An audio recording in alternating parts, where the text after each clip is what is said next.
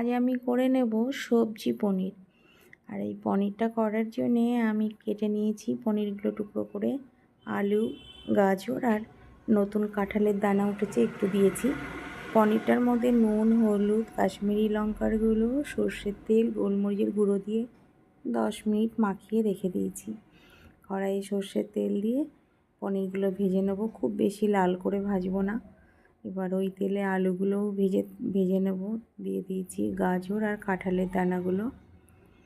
ভাজা তেলের মধ্যেই দিয়ে দিলাম শুকনো লঙ্কা, জিরে, তেজপাতা আর কিছু কাঁচা লঙ্কা কুচিয়ে দিয়েছি ধনের গুঁড়ো, জিরের গুঁড়ো, কাশ্মীরি লঙ্কার গুঁড়ো। সবজিগুলো দিয়ে এবার ভালো করে কষিয়ে নেব।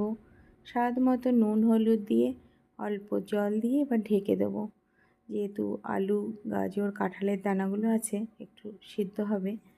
দেখো সুসিদ্ধ হয়ে গেছে। এবার আমি ওই ভেজে রাখা পনিরগুলো উপরে দিয়ে দেবো। একটু নাড়াচাড়া করে ফুটে উঠলে দিয়ে দেবো স্বাদ মতো চিনি, সয়া সস আর টমেটো সস। রেডি আমার পনিরের তরকারি। তোমাদের কেমন লাগলো? তোমরাও এইভাবে বানিয়ে দেখো, ভালো লাগবে।